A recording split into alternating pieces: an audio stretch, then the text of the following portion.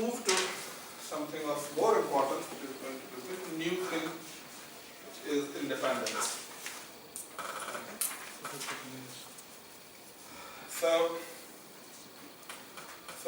what would be the meaning of, let me define what would be the meaning of saying that two random variables are independent.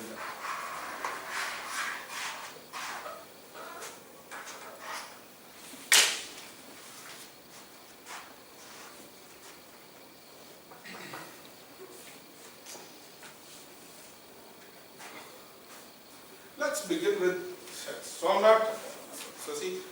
not talking about examples, I'm not talking about particular case, I'm just putting theory in front of you in the sense that we already know what is independence actually from our previous knowledge. For example, so if I have two events, okay, how can I know they are independent? So, if this is true, then you're going to say that they are independent actually. Okay. Property of a given degree. In fact,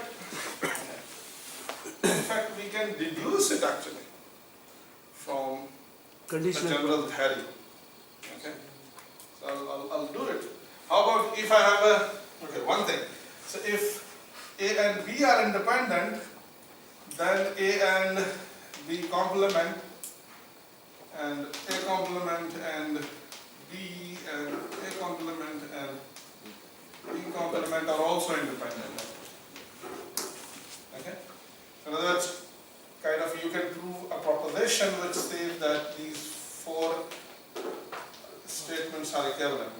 So if A, B are independent, so in other words, 1 implies 2. if A has nothing to do with, happening of A has nothing to do with happening of B, then happening of A will also have nothing to do with not happening of B. Not happening of A has nothing to do with, happening of B, or not happening of B has nothing to do with also not happening of B actually. Okay. You can try to verify this proposition as well. Okay. How about if I have 3 sets and I want to check their independence, how can I show? So one of the obvious would be a similar kind of a thing. Okay. So A intersection B Intersection C. intersection C should be same as the product. Yes, sir. But what you have to also check is that they are pairwise. So they are independent altogether, but they are also pairwise independent as well. So this would not be enough actually. Okay? So you have to also check that whether a similar kind of identity is true for probability A intersection B or A intersection C or B intersection C similarly. And similarly I can extend this to 4, and then you have to check independence for 4, for all 3, for all 2, and so on and so on. Okay, so this is what that you classically learned in your previous classes. So what I want to do is I want to kind of build the theory, and I want to kind of deduce as a consequence actually all these things. Okay, so in other words, I don't need to assume this definition. I can just like I can go other way around as well. So I can begin from here.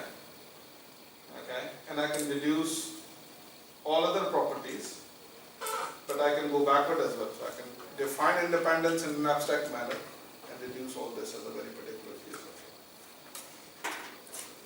So let's do it. So let's begin with advanced undergrad version of independence. Okay.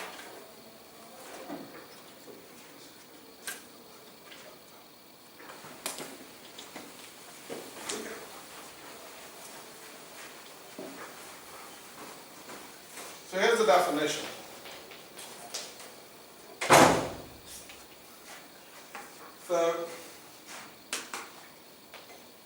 For x, two random variables x and y, are independent if and only if that if you compute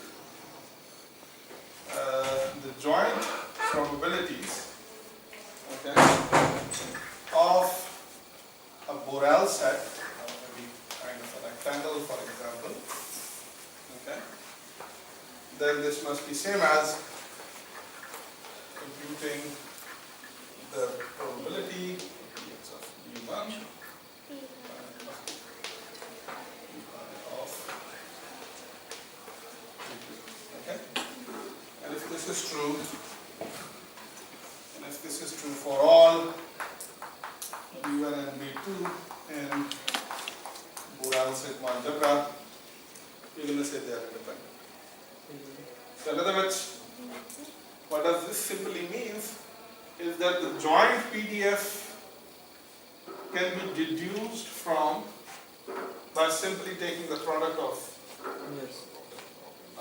that's not PDF actually, the joint probability measure can be expressed simply as a product of probability measure of x and y individually, which is, what do you say, an abstract version of the thing that we saw previously. Okay.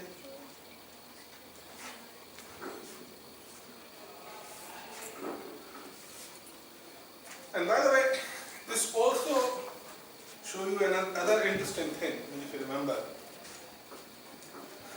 This, I can also treat this as that this joint probability measure is basically the product measure of, Px and Py. If you remember, when we defined, for example, the product measure, and we operated onto a rectangle, say A cross B, so what we said that this would be same as mu of A times mu of B. Okay? So what we can kind of get a hint that I can treat, so if the product sigma, okay, if the joint probability measure is can be achieved by taking the product of of the probability measures Px and Py, then you're going to say that they are independent. Roughly. That's what it means. Okay?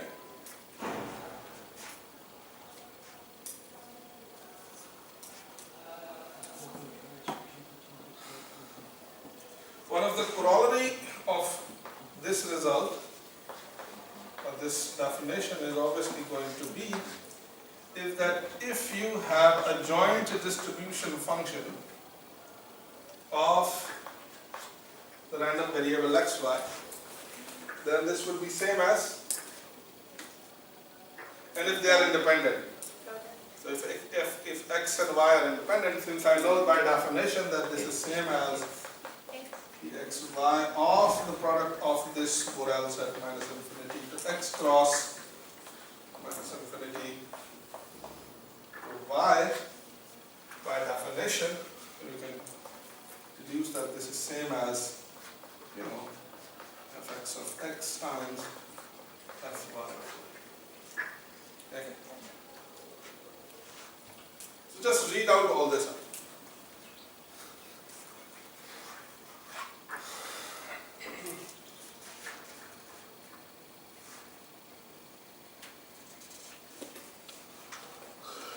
Is it making sense? Okay.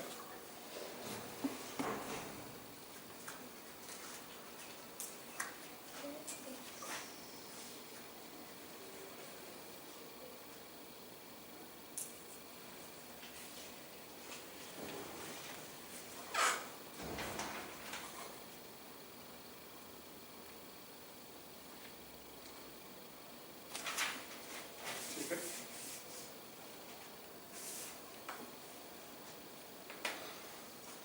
By the way, you could also have a similar conclusion about the probability distribution function as well. Okay? I can put it in a form of a proposition. I'm not doing a proof of it. You can read the proof from the book as well. It's just a very simple application of Fubini theorem. So what does it simply say is that that x and y are independent if and only if the joint PDF of x and y is equal to the, the product of the PDFs of x and y, or which you can say that it's a product of the marginal distribution functions of this marginal PDFs of x and y actually. So that was a terminology that we used previously. And I can prove basically this if and only if, here's an interesting thing, that M2 measure of the set that is the collection of the points xy, okay, such that the points where, okay, this thing is not equal to fx of x and fy of y, okay, as a measure 0. Okay. So what actually I want to say is that this happens almost surely. Okay, that's what it simply means. So when I'm saying this, that's what I mean, that okay, this equality should hold almost surely. If it is not happening, at some points, then that must be not negligible set with a measure 0 actually. Okay, so this is a proposition 3.28. Just read it. It's just a very simple application of what do you say?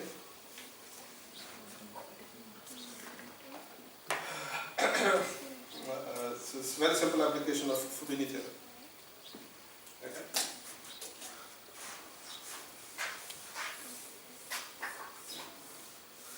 So in the first class we also discussed that we don't need to compute joint PDFs for the independence of random variable. We just need to compute the product of pairs. This is one of the advantage in mere theory on the classical probability. Yes. Obviously, yes.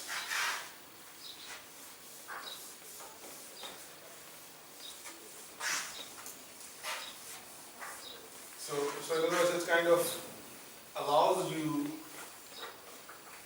and kind of gives you the synergy ways to compute the probabilities without getting into, something complicated actually. In other words, if you want to see that two variables are independent, just check their joint probability measures and see that whether, satisfy this kind of an expression. Otherwise, you have a complicated way, solving it that way. Okay, so now comes the important thing that I'm interested in. So I want that now, okay, let's see things carefully. Previous things was basically the same, the first year course that you did on probability theory, but just replacing the intervals with the Borel sets. That's it. That's what we have done. Now we try to kind of express those things precisely, okay, as the machinery that we have developed so far. Okay, so now we can further, we can take the classical probability and we can put a dress of measure. Well, now I would like to have something important. Okay, and I want that these things should be. So two independent sigma fields. Now I can talk about even the independence of sigma fields. Okay, so you have random variables, independent of sigma fields. So if you have been given an opportunity to define that, what is the meaning of of two sigma fields being independent, what would be your proposed definition? Intersection should be empty. What do you mean by intersection should be empty? Means two sigma field on a given set. See, this is also a classical myth actually. That's what all. two sets are independent, for example, you try to deduce it from your previous, understanding. If two sets are independent, two sets are empty, okay, two events are empty, they must be dependent actually. They can't be independent, for sure. Why? Think about it. Because what does this identity is telling you? This is telling you that A and B can't happen together. They can't happen together.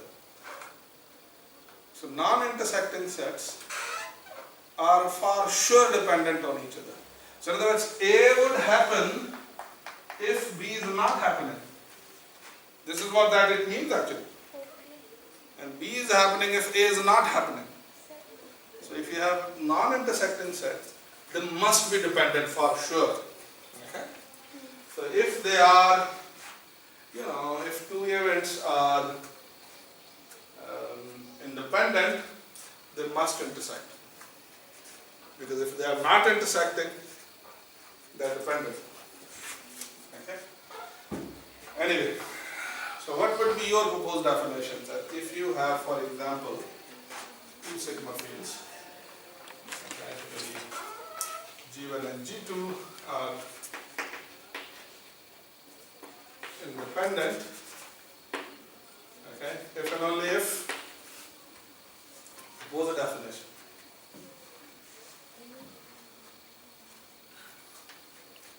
Okay, maybe one hint. In G1 and G2, there are events actually. Collection of sets. There are events. And we know how events, we can say that. Okay, how yes. But not take one event, but take arbitrary events from G1 and G2. Okay. So in other words, for any A from G1 and any B from G2, so they are independent if and only if every event here is independent of every event here. If and only if A comma B are independent. Okay.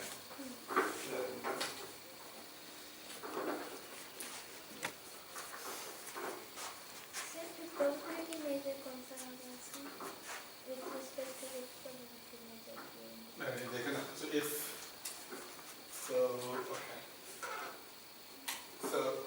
if they are independent, alright.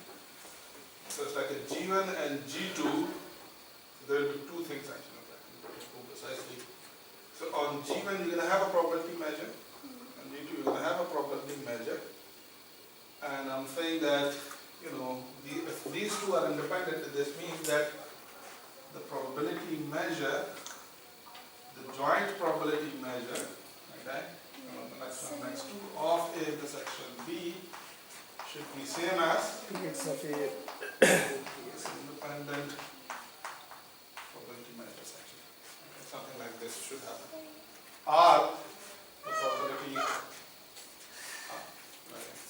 It's a good point actually. Okay, here's the thing. I can avoid this.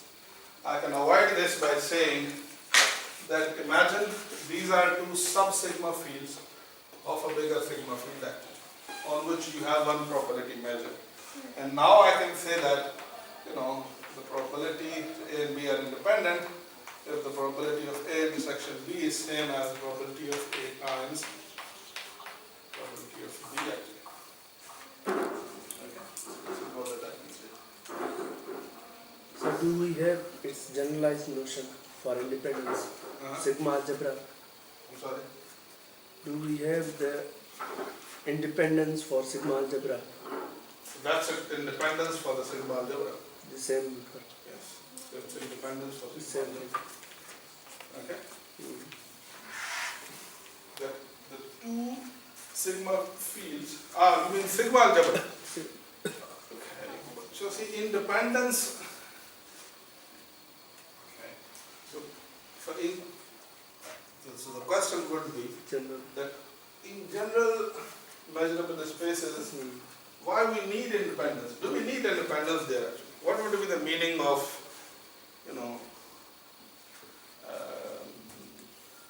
Sir, saying that two measurable functions are independent. So this makes in probabilistic sense context. This makes sense in probabilistic context, but in general it's not necessarily okay, true. By the way, do you remember that what is the meaning of sigma-algebra generated by X? With the random sigma-algebra contains X. Really? Okay. So X is a random variable, is not a set. Oh yes. What is the meaning of saying sigma-algebra generated by X? So what does this mean? Is that you take the all inverse images. So if X is a random variable, okay? And if I say that it's a random variable on some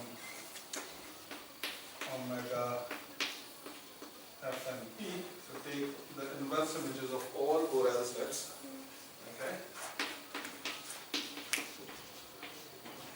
So this will be a collection of events, and consider the sigma-algebra generated by this collection. Okay? So I'm saying that sigma-algebra generated by the way, you can check indeed this is a sigma-algebra. You can verify that this is a sigma-algebra. So in other words, so X is a random variable. So I know that X inverse of B is always F measurable. It's going to fall in F. And I'm saying that, okay, take the collection of all these inverse images and generate a sigma-algebra out of it. Okay, and that would be a sigma-algebra. So it would be for sure a sigma-algebra. Okay.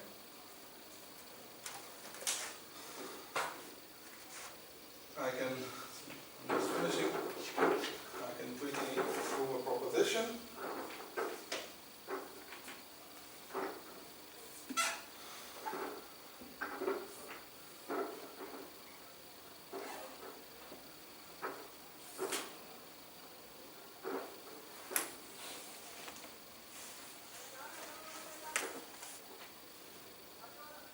Okay, let's do it in the next class. Okay?